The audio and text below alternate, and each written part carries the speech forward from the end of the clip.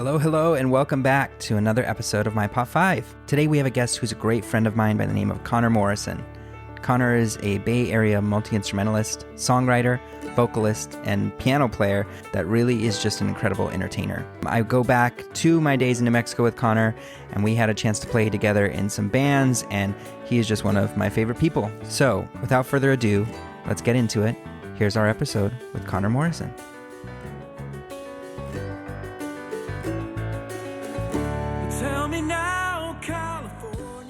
Hello, everyone. We are back. It's a new episode of My Pop 5. We have an incredible guest for you here today, Mr. Connor Morrison. Connor is an incredible musician, piano player in the Bay Area. We met and played in a lot of groups together out in the Albuquerque, New Mexico area. I love this dude so much. Connor, thanks so much for joining. I'm really just so excited to chat with you, man. Dude, thanks for having me on. This is exciting. Yeah, man.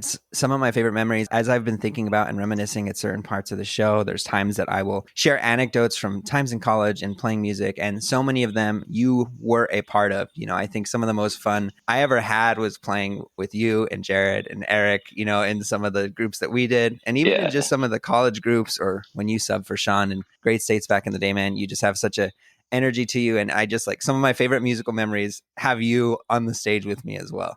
Ooh, I'm sorry. No, I'm just No, yeah, same. Man. And I feel like a lot of that was very like those kind of, that period was very formative, I'd say, for me as like especially like as a songwriter. Yeah, no, I think back all the time. I kind of miss a lot of those days. I just remember laughing a lot. I like that whole period was just, I feel like we were all students.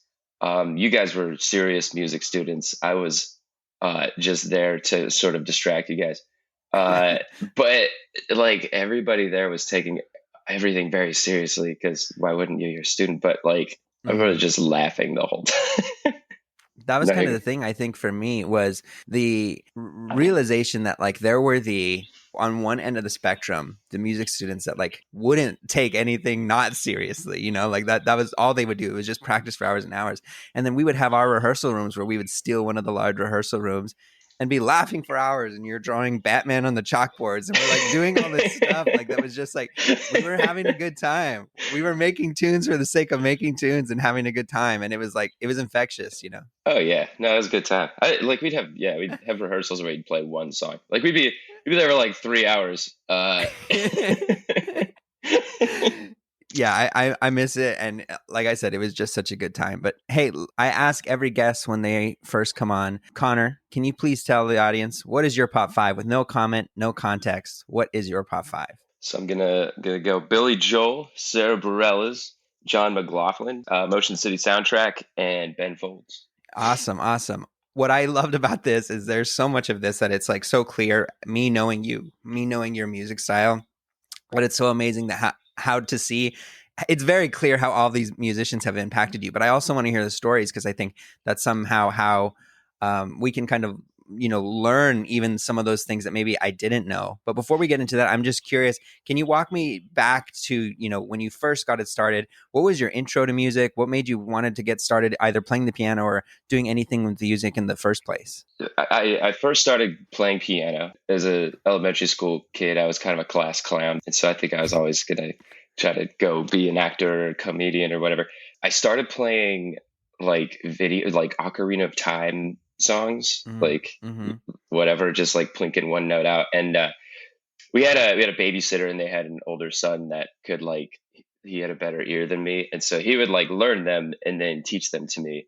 And so I knew a bunch of songs from movies and like, you know, Zelda on one hand on the piano, just and like melody. Yeah, and so like that's how I started, and and it was that way for a very long time, of just me thinking I'm great because I can play Sarah's song with one hand on the piano. And so that I think that's what started it. And then it kind of went from there. Yeah, for the actually having a piano or something in your home, were your parents musical, or was this something that, you know, you expressed interest and they had the piano, and then that's kind of what started? So what was the inception of even having the access? The babysitter, we'd go over there like in the summer, and they had a piano there. And so I'd learned there, and then I don't know how we got it, but somehow we had like a little like whatever Yamaha tiny keyboard that was like, it was like battery operated and had built-in speaker. It was not like, so I would play on that for forever. And the first time we got a piano, we just moved into a house, and it was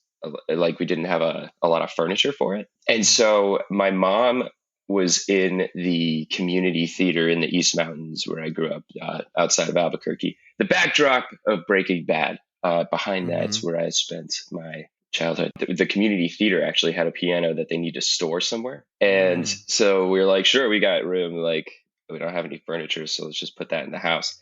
And then I think they just forgot about it for a long time. Like years, we had this piano we were storing. Occasionally they'd use it in like a play, but yeah, so then that's how I kind of started playing. Awesome. Let's get into it. Let's get into your first one here. The one I want to talk about here, Mr. Billy Joel. Let's talk through your kind of intro. Why do you love Billy Joel so much, and how did you come across his work? We were dancing around this with how we got a piano, but when I first started kind of taking piano lessons for real, when we got that piano in that house, we knew somebody through the theater who was a pianist in New York and had just moved to New Mexico and was teaching piano lessons. My parents are like, you keep playing this piano. We got a piano. Like, let's get you lessons. Very early on, my dad kind of was like, here, you need to hear this song. If you're going to take lessons, like, you got to be able to play this song eventually. He played Scenes from an Italian Restaurant, which when you're like in hot cross buns land and your dad's like, hey, do you take requests? How about this? Yeah. Like, it's intimidating, but that became sort of my goal. My piano teacher was super cool because he also is a Billy Joel fan. And so he leaned into it a little bit. And so I listed Billy Joel on here because I would say every significant milestone I made as a musician for a lot of years was Billy Joel related, which is kind of weird. So like, so I was always trying to learn Scenes from an Italian Restaurant. I'd be, piano teacher would teach a song, blah, blah, blah. I'd be like, great, learn that. Is it scenes time now? And you'd be like, no, you gotta learn Only the Good Die Young and this Beethoven song. We're gonna slip a little bit we're gonna slip that in, and I'd be like, all right, and then I'd learn that, and then it's like, so scenes time, and like, no, not quite. Yeah. And so it just became that until eventually I knew it, and now it's like in my DNA. Like I try to bust it out at gigs every once in a while if I'm feeling like I need to burn a lot of time. That was kind of the Billy Joel side, but he also, I would say, was the first time I sang too. There's a piano side, and then I never sang in front of people. I did like little kid plays and stuff where you like sing in the choir, like sing Christmas songs or whatever. But that's always just, you just like mouth the words. Like, I don't think I'd really sing. Interesting. Yeah. So what age are you when this is happening, when you're first meeting this teacher and he's teaching you these tunes? How old is Connor? 25. No. This was last Tuesday. this happened just last week. He's listening right now, and he's like, he doesn't know how to play any of that. Not at all. Not even. You're still not ready for scenes. Please do not say my name on that podcast. But no, I was probably in 6th grade. I was plinking out Ocarina of Time for a long time. Like, people really were tired of that. So it was everybody else. Like, I remember a similar story for me is like, I am not at all a like classical percussionist. I mean, I went through school and can play, but like specifically the melodic instruments like marimba, vibraphone, those things that I had to learn. I remember in high school, like I was just like, no, I want to be a drummer. So like in marching band and jazz band, like I only played drums, and like they would make me do the other stuff, but like I was hesitant to do it. And like I remember the first time I learned, it was probably like the simplest melody or something on like marimba, and I just like was playing it over and over. And I remember there was this like girl I had a crush on at the time, and she comes up to me while I was like messing around on the marimba. She's like, play me something. So I play like this one little melody or whatever. She's like, oh, that's it? And I'm like, yeah, that's all I got. Like I'm a one trick wonder over here, on the marimba. So I can relate somewhat. You want to hear Ocarina in Time again? Yeah. Dude, I don't know. I had to play, I don't know if it's marimba or vibraphones. What's the high school smack it with a mallet? They're both the same thing. Yeah. One is just like metal with like a pedal, and then the other one is like wood. Okay. Yeah. So I played the metal one because I was a jazz band in high school. and I was terrible at it. But there was a year like they had another piano player that was probably better than me, and so there was just this awkward like, what do we do with Connor? Yeah. Let's hand him some sticks, and I was terrible. Yeah. It's a hard instrument, man. It's a really hard instrument. Yeah, I don't know. I see like people playing with 2 sticks and stuff. It's like, I don't know how y'all are doing that. Well, let's get back to Joel. I'm curious. You mentioned it being the inspiration for you starting to sing. Do you remember that moment, that song, or like kind of what encouraged you to actually like be like, I'm going to start doing this, you know? Probably too many people remember it because I learned there's a song called Miami 2017 that he does, and it has a very sort of iconic intro. And so I'd learned that and just thought it was the greatest song ever at the time. And I was like, I'm doing this for the talent show. And so I'd learned it. Not I wasn't going to sing it. I learned it just like the way you learn the melody and you're writing or something. Yeah, like well, no, this was full blown. I was playing at this point, but yeah. So no, sorry, I meant like yeah. Sorry, if you're not singing, one hand, you're playing like the vocal melody, I guess. Yeah. Got it. Yeah. Like, oh great, here he comes again. We're gonna hear the Song of Time from Ocarina of Time by Connor. No, and so I'd auditioned. They let me in, barely probably. And I think it was the day before I had tried at home, like singing, and I heard it and I was like, well, that's a good way to torture people. Let's do this. And so I went back to the lady that was running it and was like, hi, I have an idea. Can I try this thing out? So I re-auditioned, which is a terrible idea. Once you're in, stay in. Do not change it up. But like, bad idea. And so I re-auditioned and played. And when I finished, she was looking at me and just was like, you absolutely should not do that. That was real bad. Oh, wow. No, I'm just kidding. She's like, yeah, go do that. No, it's middle school. They have to tell you yes. So yeah, I sang that for the talent show, and that was the first time I'd really sung in front of people like that. Like so your parents hadn't even heard you like practice it or anything? They might have. I don't remember. Maybe they did, but I certainly had not done like a solo piano vocal thing before ever. And so yeah, like that was probably a bad idea to make the entire middle school my maiden voyage, but whatever, they're fine. Nobody was that damaged. Do you remember like even yourself like thinking, whether it was like singing along with the record or in the shower or anything like that, like maybe you could do it even before that, or you just had the idea at that moment and like, this is it, this is my awakening, I'm gonna share the world? Yeah, I'm just gonna swan dive into social suicide. No, I probably had tried it out a few times before. I think what it probably was like the like suppressed vocal practice that you do when you don't want people to know you're doing it. Like, so it's like a lot of bedroom, like, yeah, so the empire, yeah. Yeah. But no, that's fair. Yeah, I was just curious because if there was like any sort of encouragement. I think you hear like stories of singers all the time who like know themselves or have some confidence, but like don't feel ready to share it to the world. And then, you know, the first people that hear it are like, oh, you should sing more. And you're like, oh, shucks, no, I'm not any good, you know. But like, you know, any sort of inkling before that you may have had that skill, you know, even before you performed. I mean, I'd sang in like we did plays and stuff, even like that community theater I mentioned when I was like elementary school, and we'd sang like Christmas songs and stuff. So it was like, I know it's physically possible. I don't know how it sounds on its own, but when there's a choir of 10 of us all faking that we're singing Silent Night, it came together pretty well. So I know because there's one rock star that everyone's like latched on to. We're all leaning on that guy over there. No. So I don't. There probably was a little bit more of a lead up, but I hadn't done it in that scale in any way.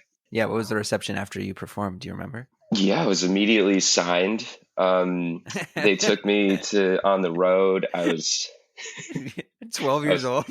I was opening for the Backstreet Boys. The standard thing. No, I mean There, people dug it, or at least my friends did. They said all the right things to make me not give up the dream immediately.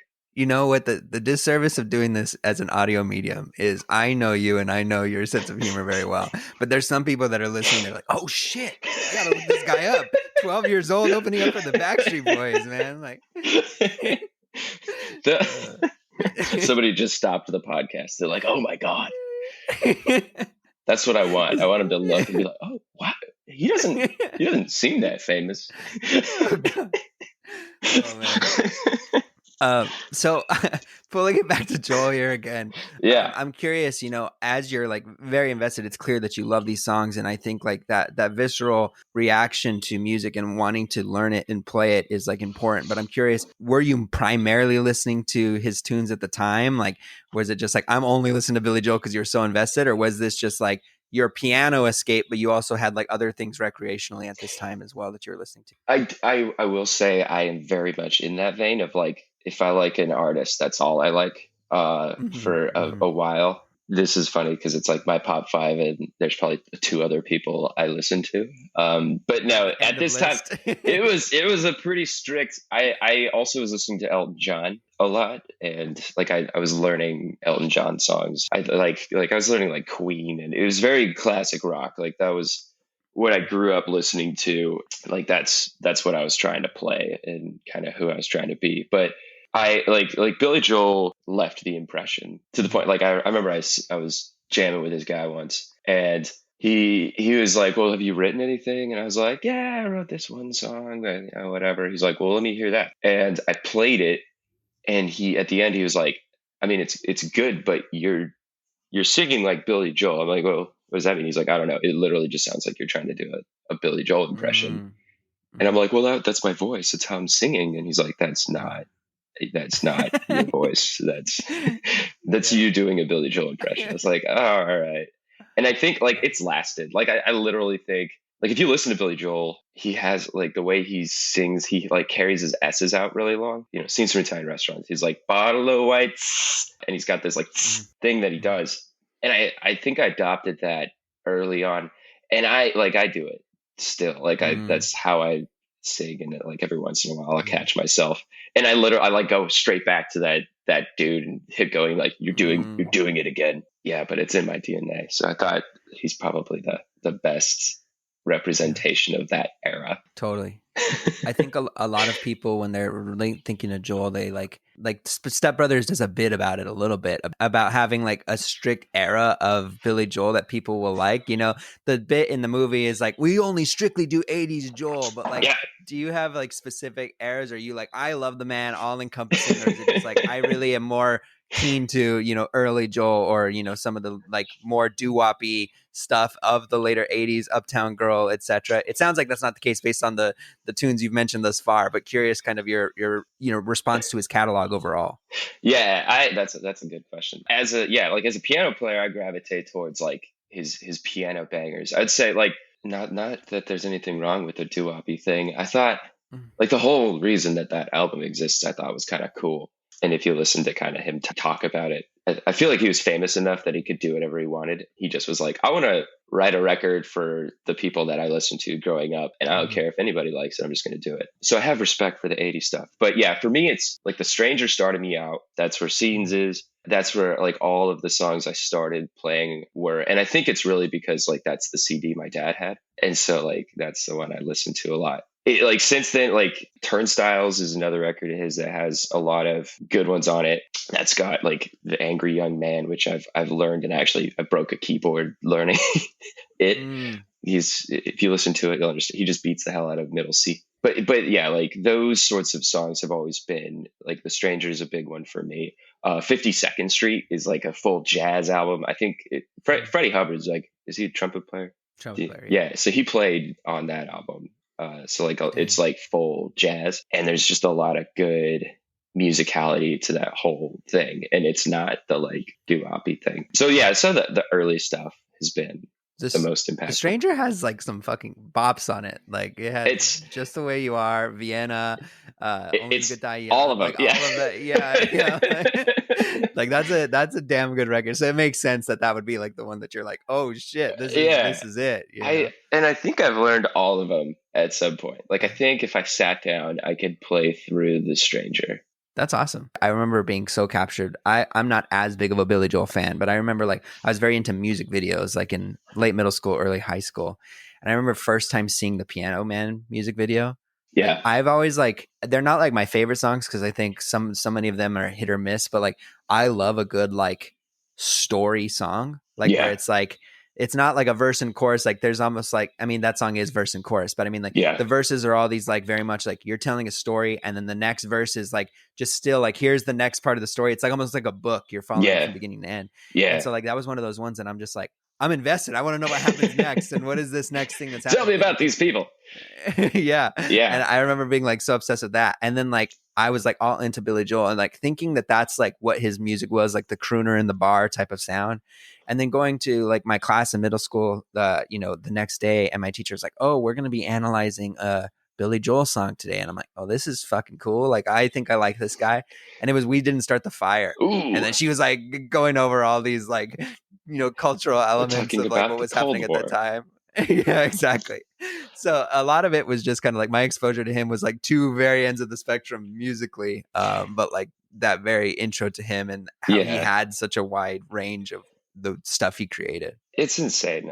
He's for youngins listening to this. He's a good guy to get into just because of that. It's a good example of like how far you can go with songwriting and how you don't have to necessarily put yourself in a cage. Because if you compare like we Didn't Start the Fire to Uptown Girl to like Big Shot, I think that's a big deal, especially kind of early on, getting to see that diversity is totally good. You mentioned the youngins, but now the only thing the youngins know about Billy Joel is that he's a lyric in an Olivia Rodrigo song.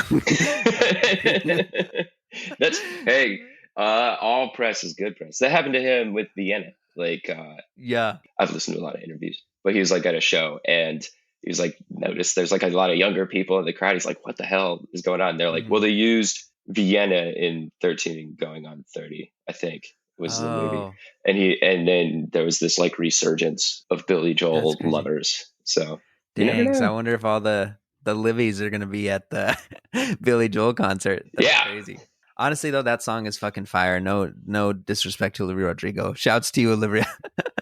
Awesome. Well, let's move on to another incredible musician by the name of Sara Bareilles. We actually had the chance to randomly find each other at a Sara Bareilles concert. And I think I still have the photo of like all of us and like our girlfriends at the time, like filling up an entire row of the stadium. Tell me about your love of Sara Bareilles and kind of, what brought you into her orbit. Yeah. Humble brag. I met her. And I don't know. I think it wasn't that show. I think it was another one where I entered a radio contest where you had to write a song either about her or about the radio station. I chose the radio station so that it didn't sound like a serial killer. Creepy. But they chose my song. And so I got backstage passes and like met her and super cool. Wow. So anyway, that's it. That's all I have to say. That's the only reason you liked her? Yep. You're like, I don't know who Sara Bareilles is, but if they're giving away free concert tickets, I gotta. I'll write a song for a free concert ticket. I'm free on a Wednesday. Like, I screw it. No, I've intentionally kind of made this my Pop 5 thing chronological, so it's been kind of nice. We can flow through it. But I would say Sara Bareilles was like my intro to like not Billy Joel. And like growing into like, okay, that was great, but there are new artists too that you might be interested in. And we figured the best way to transition you in your musical journey is to find somebody that does kind of what Billy Joel does, but like, now, like today. And so Sara Bareilles, I'd say, filled that role very, very well. Because I'm a piano player. It was like high school. I remember I heard Love Song on like an Apple commercial or something like that. Yeah. And I was like, it was everywhere. It was, it was like, what is this? And I like, didn't want to like it. Cause I'm like, it's modern pop. No rock and roll has been written since the good old days. This is just like phonies. So I actually didn't want to like Sara Bareilles, and there was somebody at school that was that. First of all, I was like, does anybody know who wrote that song? That's like, bum, bum, bum, bum, like that one. Does anybody? Who can help me? Spotify didn't exist back then. I don't even think or Shazam or Shazam. anything Yeah, I like could hold up that. my phone and go ba ba ba ba ba ba ba ba. So there was somebody at school that was like, yeah, that's Sara Bareilles. She's way into Sara Bareilles, like whatever. And so I bought because again, no Spotify. On iTunes, I got Little Voice, which was that her first That record. there's one before that actually, but it wasn't released at the time. It's taken time for her to release it. But I got that, and like I loved every song on it. I think at that point I hadn't really listened to music really fully for like lyrics. And I think Sara Bareilles is very talented in the sense that she's a piano player, but she's not just like flaunting piano, and her music isn't really like a lot of technical like piano stuff, but she has these insanely good melodies and is a good singer, and her lyrics I think are really compelling. And I think when that person told me about her, she's like, yeah, there's this line in this song where she's talking about like committing suicide, and it really appeals to me. And I was like, okay. So I listened to it, and just for that lyric, and that's not what she was talking about in this. But which song was it? Do you know? One Sweet Love. There's a line where she's like, yeah, unexpected love provides my solitary suicide. And it's supposed to like that. She's not literal, but since I listened for like that, I realized like I was listening for lyrics at that point, and I was listening for that particular one, but I hadn't really gotten into like lyricism and that side of things really before then, or that was probably when I first was starting to listen for lyricism in music, and not just like, the words are cool, big shot, or even like love song, like that's how that song goes, love song. That's Sara Bareilles. That's your best Sara Bareilles. Yeah. You're still doing Joel's song love when you're song. doing Sara Bareilles.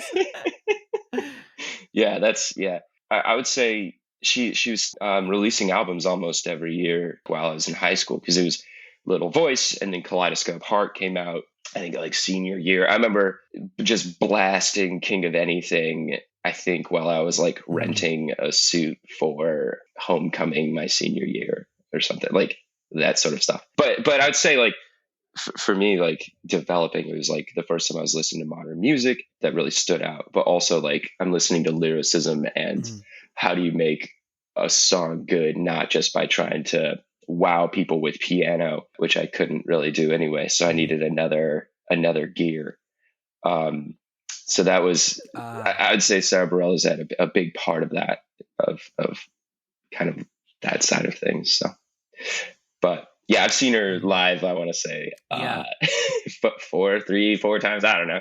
That show that I was referring to that we were at, I think she was opening for One Republic in like 2013. Right after she released Bless and Rest, that record. And that record is so good too. I only knew her from her tunes, right? I never saw her do an interview. I never saw like her personality, right? So I know her to be like an incredible songwriter. You know, listening to Gravity, you could potentially like put her in like a Norah Jones type of space sometimes, you know, like in like the persona that she might be. But then I remember just how fucking funny she was, like the jokes she would make on stage, and like just like her personality. At the time, knowing nothing, I was just like, she's so fucking cool.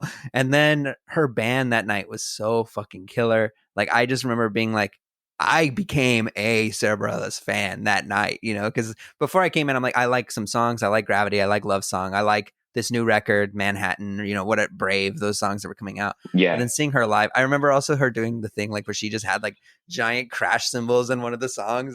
Crashing, Cassiopeia. Yeah. So it was just such a cool experience, just seeing her personality come through.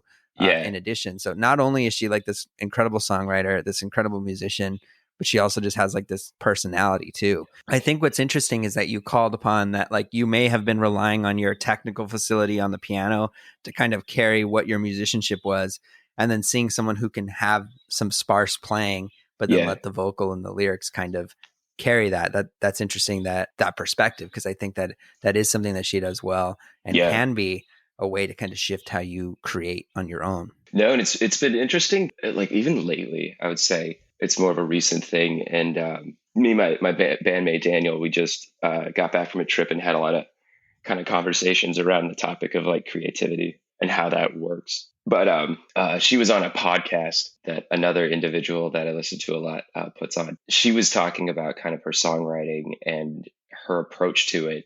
And it was interesting to hear her talk about it because a lot of it was sort of like gratifying because I feel like I had like a gut feel about all of it, but I'd never heard really her talk about it. But she did in that interview. It's Fireflies with Ben Folds. But she talked about, she's like, yeah, I wasn't really a good piano player. Like the beginning of my career, I really only played like octaves in my left hand, and I just was always melodic and like as a kid sang melodies and saying like that's what I wanted to do, and I'd make up songs that were all very melodic. And for me as a piano player, like there's sort of this pressure. I think just as any player of any instruments, there's always a pressure to be like really good at whatever you're playing, whether it's guitar or marimbas.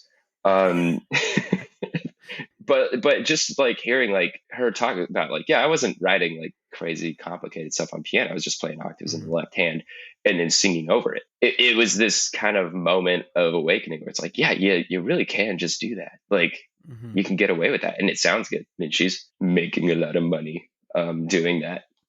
She's also writing fucking musicals like Waitress or the TV show that she's writing like Five Ever for. Yeah. No, that's Little Voice. No, Little Voice, yeah. Little Voice, and then you're right. She's also acting in Girls Five Eva, yeah. She's all over the place. I like mad respect. But yeah, I'd say that was like her influence was like getting me into that zone of just like you don't have to play 1,000 notes in 3 minutes to be good, and you don't have to be sweating at the end of the song for people to be impressed or to trigger sort of an emotional response in people. So yeah. Do you have a favorite record now in hindsight? Like I know your intro was Little Voice, but do you have one that you're like you can pick one Sara record that you're keeping? I feel like it's always the first one, so I gotta go Little Voice. Although Kaleidoscope Hard is like another hard second, because like at that point I was in it. You're always nervous when someone who you're really into releases another album, because it very well could suck, and for the music to still be good, because there's a lot of good ones on that one too. She wrote ones in, it's kind of 50s sounding, but it's like, how am I gonna get over you? And she brought in the big guns too. I think Questlove and Pharrell worked on that record too. Yeah. And like, it's really good. And so that's a hard second, but otherwise Little Voice all the way. One of my favorite songs that she's done, and it always just like takes me back to like that first place that I heard it. And it reminds me of, like you mentioned, downloading things on iTunes. I remember like getting my first like iPod that had a screen, because before I had just like the shuffle. Yeah. Yeah. And I remember getting like my first like Nano that was like the rectangular one. Oh, yeah. And they like had like the nicest screens at the time. Listening to her duet with Ingrid Michaelson, Winter. Oh yeah. I remember like listening like to that song over and over and over again. It just like transports me back to that place, and I'm just like, that song is so fucking beautiful. Yeah. If I hear that song, I think I too have the time and place for that one. That's a good one.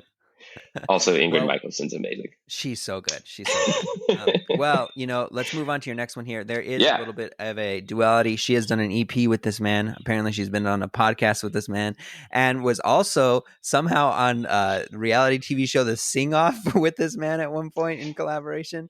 Yeah. Mr. Ben Folds. Do you want to go to Ben Folds now? Let's save Ben Folds for last. Okay. If you don't mind. No, Ben Folds. Yeah, no. Well, I got to do another segment then here. Let me think of how I transition. Good. Gosh, man, you're running the show now. What the fuck is this? This is you could. This is a moment for you to really be like, no, we're going to Ben Folds, motherfucker. Stay in your lane. No, okay. In the spirit of iPods and thinking about like the album covers and being able to see them and listening to music, another one for me was the next person on your Pop 5, and it was the record Okay Now, Mr. John McLaughlin. Yeah. Talk to me about your intro to him and his work, and kind of what you loved about him. Yeah. So in the in the chronology of things, I see like Sara Bareilles is sort of like my high school, and I was trying to do like lyricism and things like that, but I wasn't really writing a lot. And so you had like this, you had Billy Joel, who's amazing, and I'm not Billy Joel, and you had Sara Bareilles, who's amazing melodic, but I can't sing like that. So I needed someone in the middle. The next natural step was the like geeky white dude playing these very cute kind of sounding sweetheart love songs, and that was John McLaughlin. He did a song with Sara Bareilles, and that's I think how I learned about him. Is there's a song called Summer's Over. When I heard it, I was like, this I loved it. I felt like I saw a lot of myself in kind of him, because he was doing like exactly what I wanted to be doing. It was like you're in the same genre as Sara Bareilles, you're new, you're putting new stuff out, you play piano, and you've got sort of a Billy Joel almost style. You're technically really good. And I was at this point starting to really actually try to be a songwriter. And it was like, this is who I'm trying to be, this dude. Forgive me, was this Vintage Roulette days? Yes, it was. Yes, it was. And for the listeners, audience. Yeah. You tell the story. No, so like this is when I started that band. So I started a band called Vintage Roulette with a friend of mine in high school. He was still in high school. I was in college, but he was like just an incredible bass player. And yeah, I was like, I want to start a band. And at that point, I would say I'd played with Great States, and you guys were Gatsby at the time. I think I'd played a show with you guys, and like I was subbing in, and it was like I need to be doing this. Like, this is way too fun to not be doing, and I'm not good enough to really be in this band, so I got to start my own. I honestly probably idolized you guys, like you, Morgan, Eric, and Sean, to some regards. Definitely Morgan. And so yeah, I'll stroke his ego. This is for you. I was watching you guys like go do stuff. It's like I need to be in this. Like, this is what I need to be doing. And so I was trying to write John McLaughlin songs straight up. And it was like he's got piano, but there's like synth and a little bit of padding. Like it's not a lot, but there's a little bit. And that was sort of like who I was going to be. But yeah, my band, it was me, and then like a metal drummer and a metal guitar player. And I was like, all right, I got to work with that. So it was like, we're going to have like a super heavy rock while I'm out there trying to sing promising promises out there on the stage. And it became this very interesting sound. And it's still like, it's on SoundCloud. I don't delete anything. Yeah. That's cool, man. I forgot about that era until I was like looking back before we did the show. I was just like, what was the name of that old band he had? So it took me a while to remember that Vintage Roulette was even the name. I had a song about Batman that's like 7 minutes long. So I wanted to flame you a little bit, man, because I'm like, how the fuck is Batman not on your pop 5, man? I think like you drop in a Batman reference in some capacity at least once every hour. The Dark Knight. That was my childhood idol, but he didn't. I'd say the one song I wrote about him was his only influence on my in my musical space. Okay. Otherwise, I just bothered everybody by drawing Batman symbols on chalkboards at school.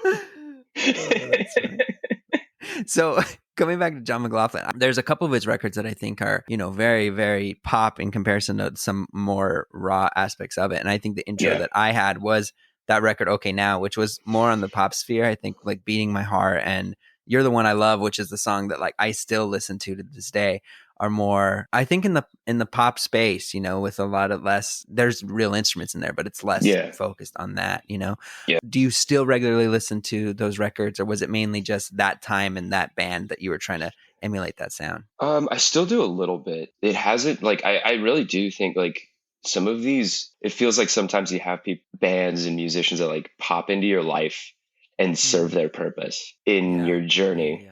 And then they kind of, they bow out a little bit. Although, so I listened to him a little bit. His Instagram's hilarious. I think it's another like Sara Bareilles. And I think just as a musician, there's a lot of value to being a good hang. Like, if you suck, I don't care how good to hang out with. I don't care how good you are. I don't want to play with you. and I don't want to listen to you. And so like he has a very similar sense of humor to me. And so his Instagram is, he's a musician, piano guy, and really all he does is post videos of him doing latte art. Except it's like bad. Like it's not, he's like, I'm gonna make this swan. And then he just pours the coffee in and it's just this shapeless like coffee thing. And that's like the road he's chosen of fan engagement, which is great. Like he's done well. And it's just trolling people with latte art. I'd say every other day now I see a John McLaughlin trolling people. That's hilarious. I think it's one of those things, connectivity to you, right? I mentioned that at the start of this, there is something that I can see in you in each of these artists, but I think it's also weird, like this degrees of separation, like even within each other. Like you mentioned the fact that like he played a song with Sara Bareilles. I know he toured at some point opening for Billy Joel. Yeah. You know, so like there are also like aspects where it's like connecting to a lot of the stuff, which is really interesting. It's a tight circle. It's funny, like I don't know, you were there for a lot of this, and so you probably can attest to like of like the writing style where that's what I was trying to do. That it just copy what you guys are doing. That was maybe that's how you felt, but I don't think that there was anything direct, you know? Yeah. I think like there's sometimes like there's something that can inspire you, but I think like you are always going to have your own voice. So I mean, maybe in the days where that guy was like, no, you're just doing a Billy Joel impression, like maybe that was like more transparent, but at least I think with what we were doing, I don't think there was too many similarities. But other than it was a band, you know? That's true. And it was a 4-piece, you know. It was a 4-piece, yeah. Well, hey, I want to go ahead and move on to your next few here for time here. Yeah. The next one here on your list here was Motion City Soundtrack.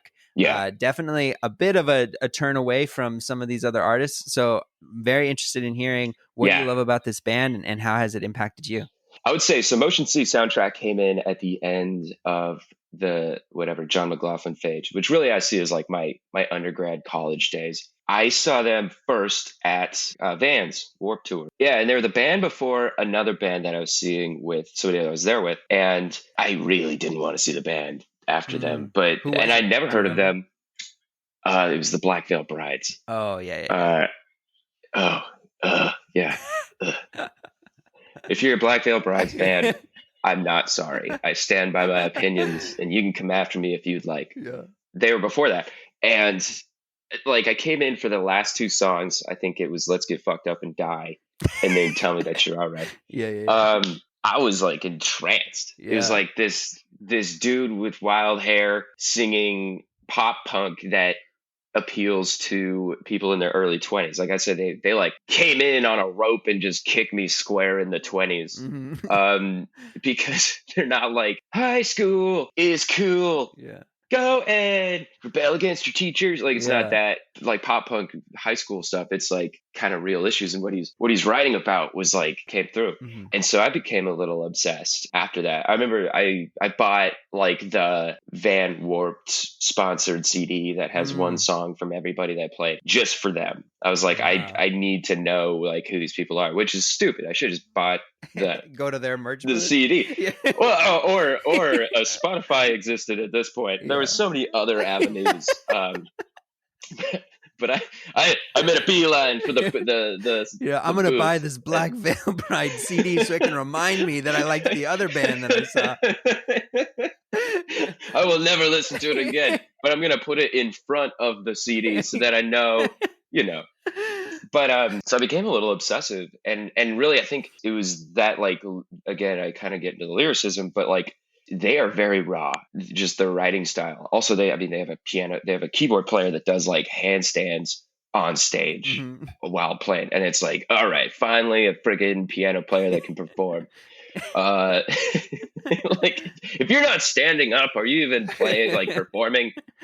You can sit down, but for practice purposes only. Gosh. And only on rare occasion. They were like hitting it hard. And so the first time I was able to see them again, they came to Sunshine in Albuquerque. And I wasn't going to see them. It was one of those things where it's like, they're in town.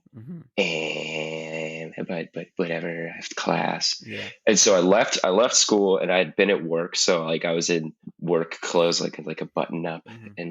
But I went to the show. It was amazing. Reliant K opened Oh them. I wow. just really the Sadie Hawkins dance.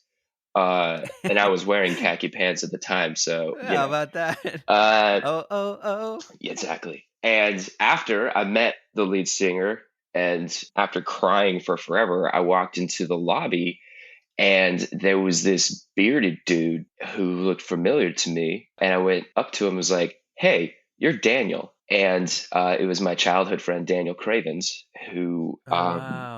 I knew him all the way like through middle school. We were pretty tight, early high school. And then he moved to Australia. I hadn't really seen him since. He moved out there before we all had cell phones. So I didn't like have his phone number or anything like that. And there he was at the show. So it's like, dude, how you doing? Like, we grew up in the same town, like whatever. So we talked a little bit, exchanged numbers. Not too long after that, he texted me, was like, "Hey, I know you're a piano player. I want to start like a Wow. band thing." And thus the Meanderings were born, who have been, we've put out 3 albums and a lot of singles. Yeah, we, both of us had like huge Motion City soundtrack fans, and both of us have put a lot of Motion City soundtrack into our music and have seen them together a lot since. And but I see that as like, that's when the Meanderings were born.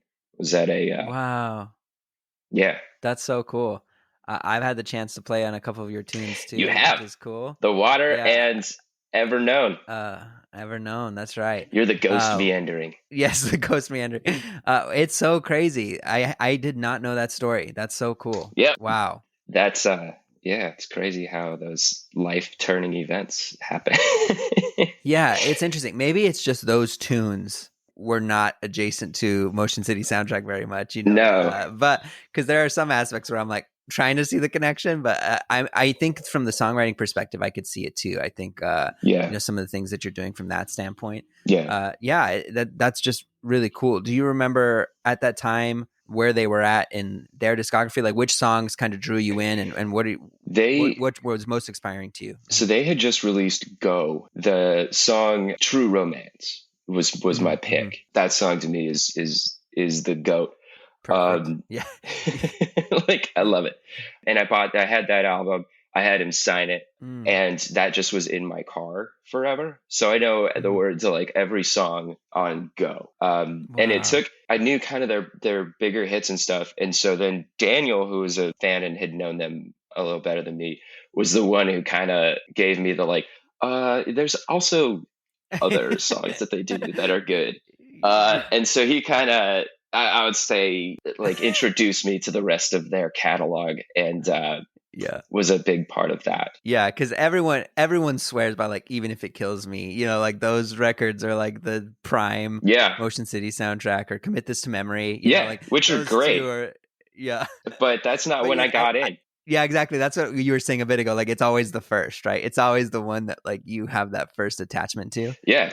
Which it's like what's really cool though is like when you do find that band, when they create something that's better than the first one. Yeah. Right. Like that's what's great. Like Lorde, for example, for me, I loved her first record, Pure Heroine. But then like when Melodrama came out, it was like surpass that. Like that's rare. Like you almost never have those instances, because you're right, it generally is your intro is the one that you have the fondest memories with.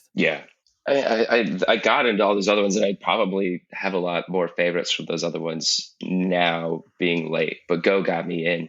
The way I write is very direct. I'm not very flowery with my language. I've tried the way that, and Justin Courtney Pierre's writes a lot of their like lyrics and stuff is raw, and that's the like lesson I took from that. Like he has a song called Anatonia that's just him listing, it's literally just a list of qualities about his wife that he likes, and like that's the song, and it's a good song, and it mentions Ben Folds, but it's raw. And like Tell Me That You're All Right is just a list of his like idiosyncrasies. It's like, here's my idiosyncrasies chorus. I hate the ocean, theme parks, airplanes, talking to strangers, and changing my tires. Like that's the verse. And I actually copied it. So if you listen to on our Downtown Days album, there's a song called Let Me Go.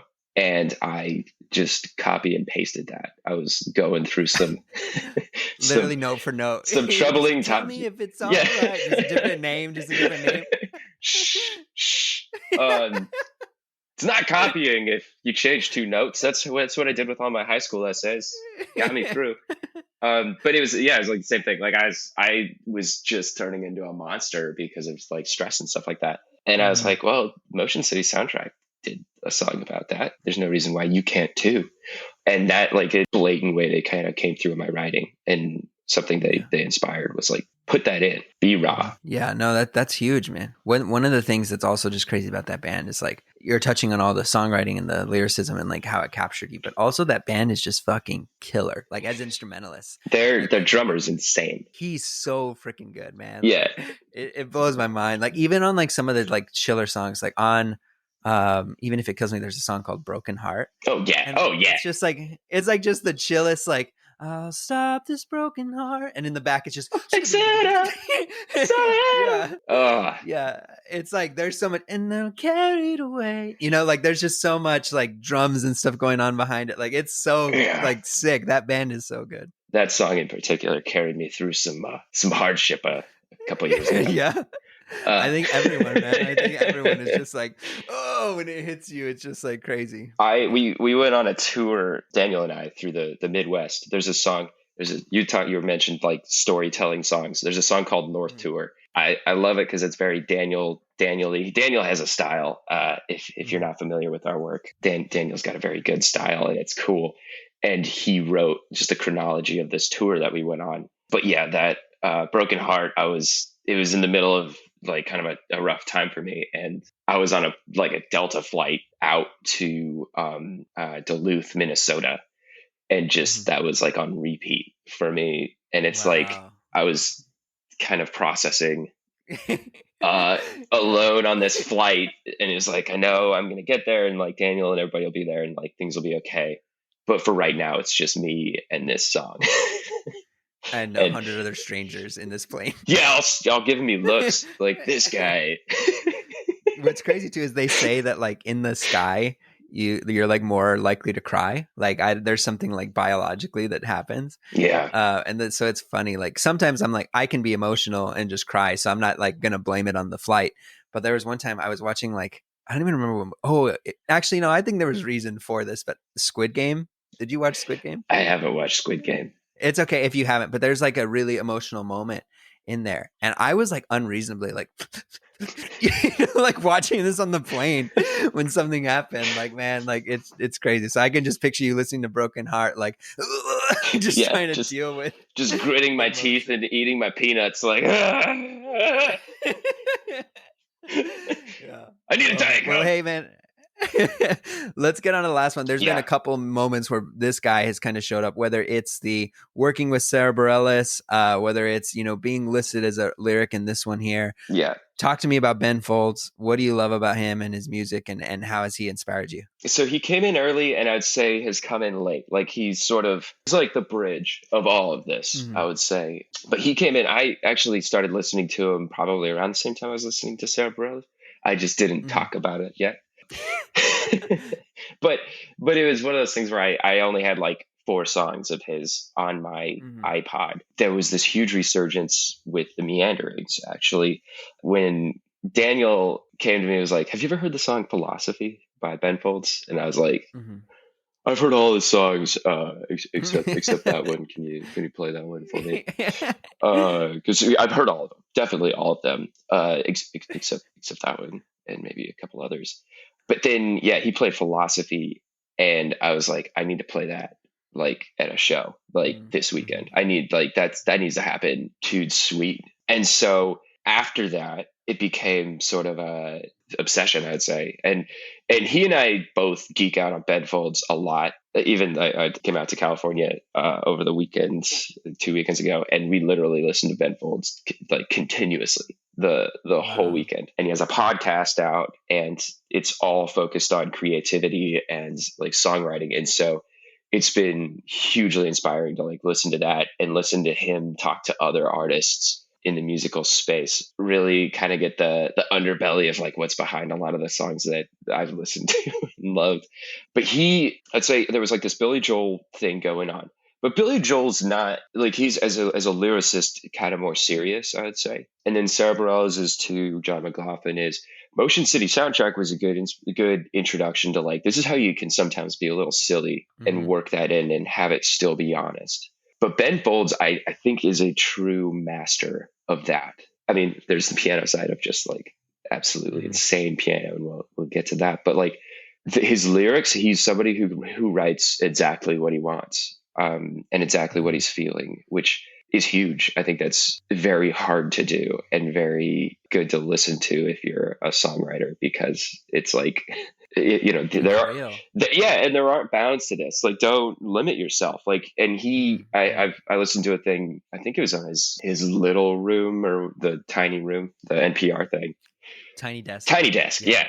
He's like, I wrote this song, and I was trying to like write what you'd say, like, oh girl, yeah, like, hey. And he's like, but I never say that in real life. And so he talks about going through that and then being like, oh, I'm using words like stupid in my song. And stupid's not like a poetic word, but like, it's like, oh, you're stupid, like blah, blah, blah. And like the way he writes to me is huge, because I always, especially when I first started out, was like, you need to be like getting to people's emotions and be writing these like either sad or uplifting songs and stuff like that. But that's, I mean, you know me, that's not who I am as a person. And so if I'm going to try to do that, I'm just lying to everybody, and the songs suck. So there's that. And so there's this rawness to him. And if you listen to it, it comes through. And that's what I zeroed in on. What I think is interesting about him and his work is he has had collaborations in the past with like Weird Al. Yeah. And I think like Weird Al is like kind of like a really good connection point, not because Ben Folds is like pure parody or anything like that, but there is this like carelessness, or like not caring about what people think that comes with what Weird Al does, you know, that I think has also translated to Ben Folds just being able to write songs about being male, middle class and white, you know, or you know, rocking the suburb, throwing that type of stuff into your work, and it being like not parody, but like in the spirit of parody, if you will. You know? And I think it's awesome that he has that lane, and I think he's respected so much in the industry for that, you know, because he can be so unbelievably authentic. Well, that's I left out Weird Al, but that was a huge miss on my part. He's probably the pop sixth. Weird Al and Batman are the two that you referred to earlier. No, he was everything before Billy Joel was just Weird Al, and that was like purely Weird Al. Like, I did not listen to anybody but Weird Al. But you didn't even listen to the original songs. You're like, I don't even know what these are parodying. It's just Weird Al. I like hated them. Like he was like, I can't listen to Britney Spears, but I can listen to the Weird Al version of her. Like, it was like this weird way of, it's like an odd double standard that it's like, well, that sucks unless Weird Al did it, in which case it's pure brilliance. But back to Ben Folds. But I think lately, and I think the reason why he's kind of a good kind of capstone to, especially like from the days of Billy Joel and me sitting in my parents' living room with the theater piano, but then all the way to Ben Folds now, because I'm not a technically amazing piano player. Like I'm not, my technicality is not very good. I'm pretty sloppy. I'd say in most cases, thumb and pinky usually hit 2 keys at a time. And I think that was a bad habit that just became, now I just call it a style. Like I just excuse all my bad habits by calling them style. But I'm a pretty sloppy Joe piano player. And Ben Folds is an incredible piano player, but he does have sort of this, like, if it's not sloppy, it's just, I'm going to play like what my fingers hit when they land on the keyboard. Like that's what it's going to be. Like, it's loud, it's proud, it's in your face. As somebody who's trying to do the same thing, like that's a very inspirational thing, and very much like you can go out and do that, and if you sell it, people love it. Look at Ben Folds. He's out there just like literally playing with his elbow, and people are eating it up. So do that. Right now I'm in California. I'm playing alone. I just played a show last night, and they're like 2 to 3 hour gigs of just piano and vocals, and if you're looking for how to make your sound fuller as a Mhm. solo piano player, and trying to figure out some like techniques and things to be louder and prouder in a very loud brewery or in a patio, like, yeah, look no further than Ben Folds. And that's been what I've been doing lately, is just learning Ben Folds to work him into other songs. Yeah, that's really beautiful, man. I think it's so cool to, like I mentioned, I knew and can somehow put these pieces together as to everything on your pop five, but kind of hearing these stories, it's awesome because it's even more and more clear how I'm like, oh shit, like this is Connor. Connor is all of this stuff and more, right? That's not a comment to say that like you're still just doing a large scale Billy Joel impersonation No, now I've moved on right to now. glorified karaoke is what I do now. No, no, I don't think so. Like I think like you like Petunia is one of my favorite songs you've ever written, you know? Oh, And so I I love think that there's like song. aspects of this where I can kind of hear all the elements of everything we're talking about. But yeah, Yeah. ultimately it's just it's so cool to hear. But hey, we got to get you out of here. Yeah, man. But before we do, we always ask everyone 5 rapid fire questions before we head out. Let's do So, it. Connor, if you could be on a reality TV show, which one would you choose? Probably, this is gonna sound weird. I would be on like The Bachelor or The Bachelorette, but I'd be the Uh-huh. host. I want to be the host, Okay. the Okay. I love orchestrator it. of the drama. I Would love want to it. be, yeah, that. Perfect. Perfect. If people have never consumed any of your pop five, what's the one you'd want them to go experience right now? Go listen to Ben Folds right now. Put whatever Uh, you're doing down and go listen to Ben Folds. awesome. What's a favorite on stage moment or performance that comes to mind? First one. I play at a brewery in Oakland, and I play outside of it, so like I'm on the sidewalk. And this Mhm. dude, and this happens a lot, but this dude was just blasting music on his bike, like a bicycle, Uh, blasting it. And I could hear him a ways off. And as a yeah. musician, you're just like, shit, he's going to be here soon, and I'm going to have to Yeah. deal with it. And so Yeah. I like waited for him to come up, and he hit right when my sound like was drowned out. I just stopped playing the song and I froze. Mhm. And he just whoa and like blasting whatever the hell. And everybody's staring at me like, what are you gonna do? And I just yeah. like hit the song like right back where I was. Yeah. Yeah. And I didn't think it would work. Uh, It was just it worked. Like it was fine. People laughed and it was good. But it was like relieving to me, because it was yeah. like, I don't know what I'm gonna do. Like what? Yeah. Do you just play through it? Like, yeah. are we gonna have a little draw? And I just stopped. That's pretty cool. That's a good memory. I Yeah. don't remember if this was actually on stage or at a rehearsal, but I remember when you were subbing for Great States, we were rocking the fuck out to Daisy or something like that. And then the keyboard, just like your X stand just exploded and the that keyboard went flying. that was at Morgan's like house. Oh, that was rehearsal? Oh, Yeah, I man. remember it was in no, yeah, but I remember the song, but it's that one that's like da da da da da da da, and like right when you all came in, I hit the keyboard and it all came down. It's the I swear that I loved you. Caraway, Caraway, Caraway. Caraway. Caraway. Oh my gosh, that's funny. And That's it funny. was like right when the keyboard would go out. Like I don't know why I didn't expect it. Like of course, the I think everything would when we were collapse. when we were rehearsing, I think we were like, "Hey, this stand's a little shaky" or something. But I I just also remember, I also remember though, I think what we were rehearsing for is Ugly Christmas Sweater. And I remember like that show Mhm. was really, really fun. So awesome. Next one here. If you knew that, you know, you're going to go play a show or a performance and you know this is the last time you're ever going to play, what's the last one final tune on your piano that you would play? Scenes from Italian Restaurant. Yeah, it's got to. Yeah. Lastly, Connor, what advice would you give a past version of yourself? Be authentic and don't give up. Because I think, especially as you get older, there's this very nagging but constant thing in you saying, like, "Yeah, maybe this is you've had enough." And I just moved to a new place, coming off a high. Like we released an album that we just put our hearts into, and I had a month of it existing before I moved. And I'm trying to sort of rebuild out here with like a solo thing, and it's very, very, very easy to just stop. You can't do that.